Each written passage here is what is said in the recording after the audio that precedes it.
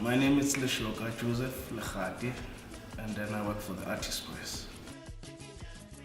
In the studio, I'm a studio technician, and then I'm an artist too. I do my own drawings and my own paintings, and in most cases, lithography. That's what we specialize in the studio.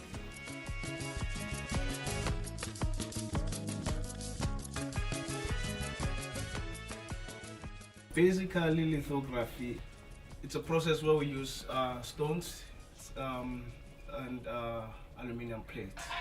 And then for the stone, before you start working on stone, before you start putting image on stone, you have to grind it to level. The process has grown for years, like now some people use aluminum plates and some use photo plates. But we do it traditionally. That's why we have to go like step by step by cleaning the stone. But in lithography, we're not saying cleaning, we say grinding stone. So you grind the stone to get it ready as a matrix for the artist to work on. The first thing first, for your stone to be level with the press inside for printing. That's the first point. You have to make sure the stone is on level, on point, before you take it inside for the artist to work on.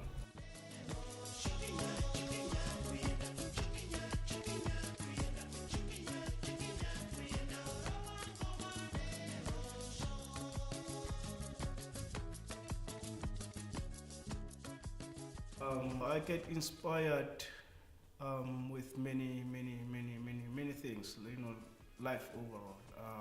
And mostly, you get a sense of art through the artists that you collaborate with in the studio. My statement about my art is to do with music and the traditional spirit and all of that's never written. At this point, I'm going to make an image of unwritten notes of the spirit of the tree. Traditional songs that were not written. So I connect spirit of trees as songs. And what I'll be doing, my image today is it will be the tree and the notes, as a spiritual connection between the spirits, and music in that sense. In the studio, it's 4 of us working in the studio, and Mark is the director of the studio, and I'm a printer and the technician in the studio, and Jake is a printer too, and Tamar, she's also an artist in the studio, and she manages the studio in that sense. At the Artist Press, we do prints for artists, which are original prints. The big difference between an original print and a reproduction print is that the artist has to be intimately involved in the production of the print. We give them a plate or a stone to draw on, and they've got to understand the process, they've got to work with the process, they've got to work with us in collaboration to get what they want to get. There are a significant number of black artists still making prints.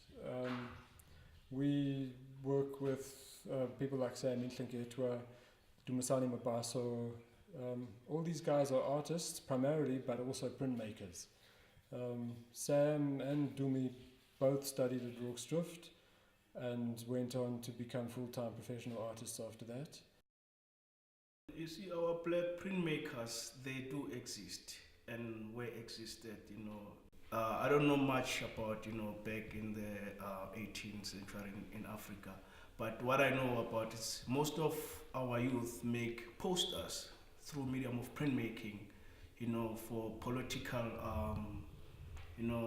political rallies or emblems, and so mostly I'll say our black printmakers came out in the 70s. I think there's still just as many black artists now, if not more. I think I think the time is, it's much easier now for an artist to make prints than it was 30 years ago. And the work is out there, but it's for us as youth to go out and collect and make sure that their work exists as art form, even though it was telling story of back in the 70s.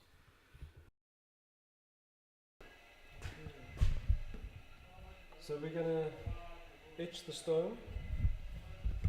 It's not really an etch like in highly acidic, but there's a little bit of acid in the etch which fixes the drawing material onto the stone. So we start by putting gum over the whole stone, gently smear it across the whole of the image. So the areas that I want to give a hotter etch I put on first, and that it can stay there for a little bit longer than the others. If you don't etch it hot enough, it'll seem overexposed when you roll it up with ink. And we mop away all of that gum, and then we will wash it out and replace the drawing material with ink, and then it'll be ready to put on the press and print. There are few young or youth of black artists who are interested in this medium, but in overall, there's so many artists who are still using the medium, black and white.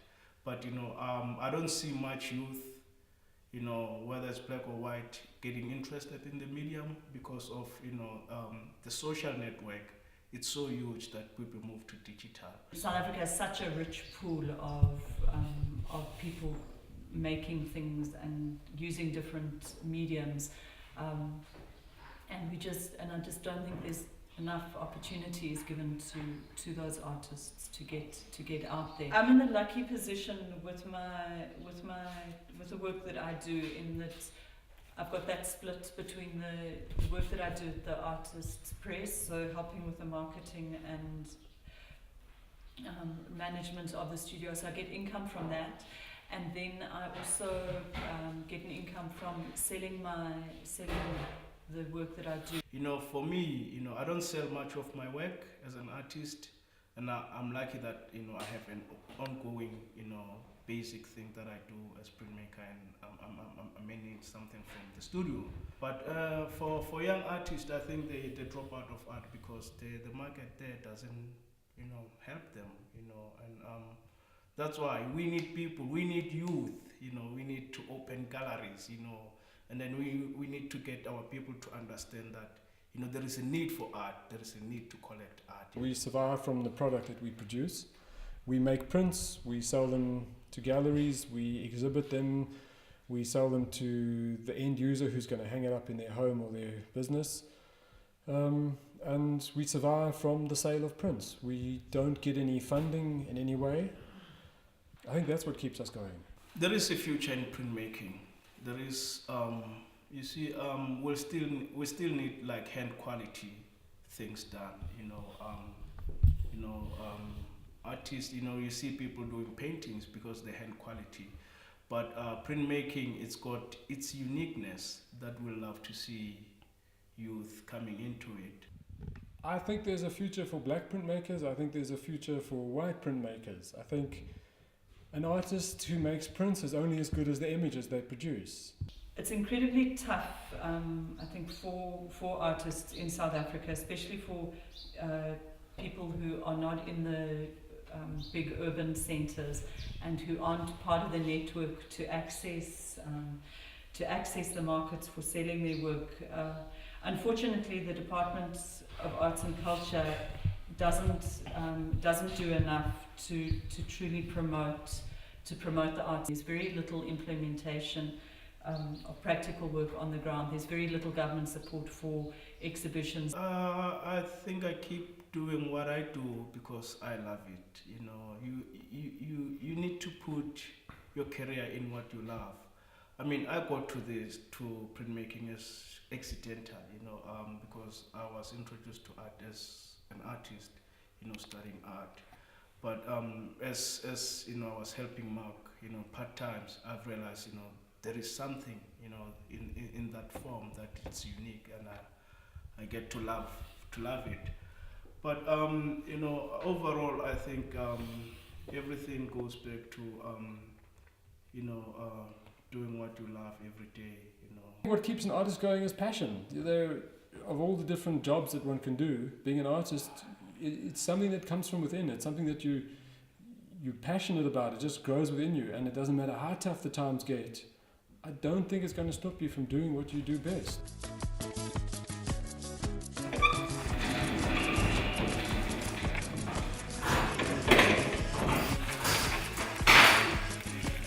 It would be great if if there could be more active involvement from governments and especially provincial governments in terms of assisting artists. And then, you know, the corporates do what they can. People like ABSA and SASOL with their competitions, with their exhibitions, SPEAR with the exhibitions that they organise. It would be great if corporates could put more effort into supporting the arts in the way that they support sport. You know, there's a lot of corporate sponsorship of sport. I think if somebody were to walk in here with a whole lot of funding and say, we've got a bunch of money, do something with it, I think the quality of the work that we do would go down. Because I think there's a really clear link between what you do and the response you get from people. And I think that link is what kind of keeps you keyed into the quality of what you're doing. And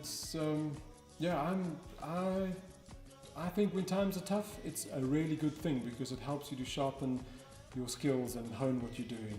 With funding, or if you find something fine, they tend to channel you to do what they want. You know, if you get funding in that form. So I just think, you know, one needs to work hard for what they believe in, whether you make a living or not. You need to make so that, you know, even in the end, it's unique. You need to do it because you love it. So over the last 2 days, we've grained the stone. Joe has drawn on it using lithographic crayons. We've given that stone an etch. We've rolled it up in black ink. We've put it on the press, and we've printed a hand-printed original lithograph. And here it is.